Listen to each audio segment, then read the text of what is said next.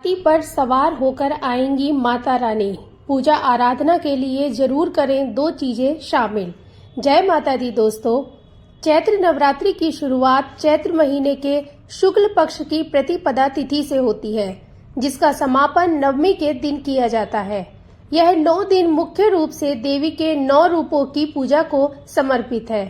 मान्यता है कि इस अवधि में यदि सच्चे भाव से उपासना की जाए तो न केवल जीवन में सुख समृद्धि बल्कि घर परिवार व करियर में भी शुभ परिणामों की प्राप्ति होती है। धार्मिक ग्रंथों में नवरात्रि को मां दुर्गा का विशेष आशीर्वाद पाने का अवसर कहा जाता है। इसलिए हर साल माता के आगमन की खुशी में घर, मंदिर व पंडालों में पूजा का भव्य आयोजन किया जाता है। इस बार 30 मार्च 2025 से चैत्र नवरात्रि की शुरुआत हो रही है, जिसका समापन 6 अप्रैल 2025 के दिन किया जाएगा।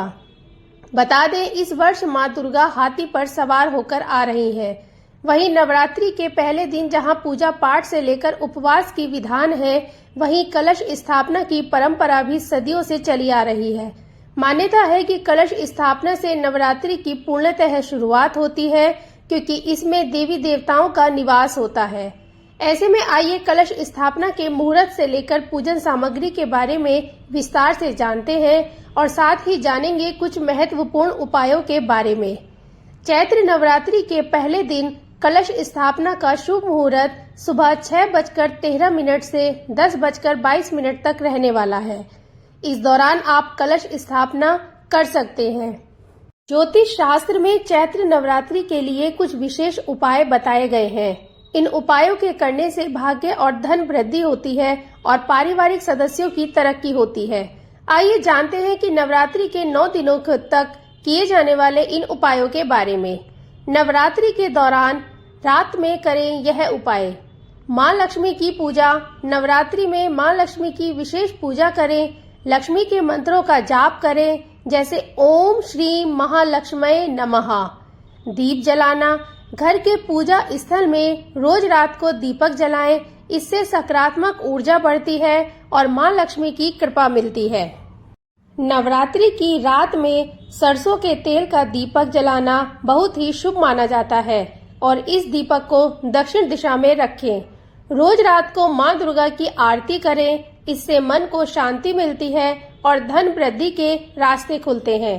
धन रखने के स्थान पर पत्ता या कलावा बांधना भी शुभ माना जाता है।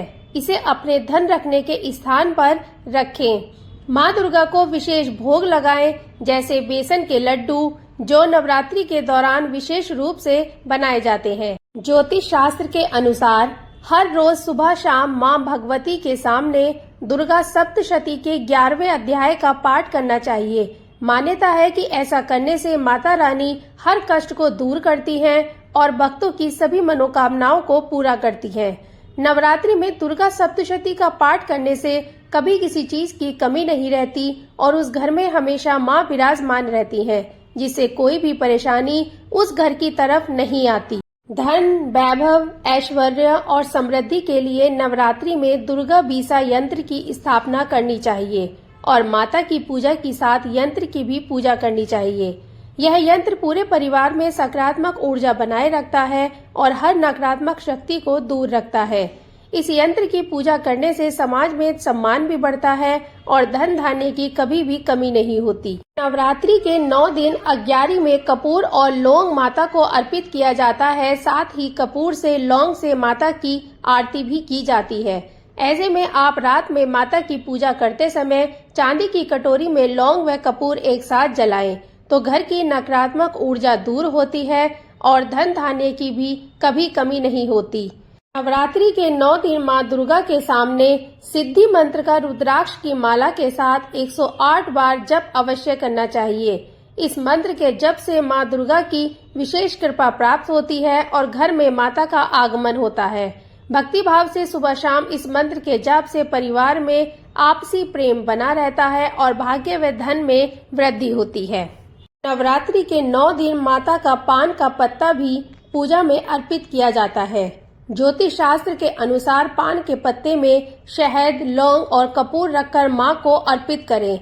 साथ ही मंत्रों का जाप करने से जीवन का हर कष्ट दूर होता है और माता की कृपा हमेशा बनी रहती है।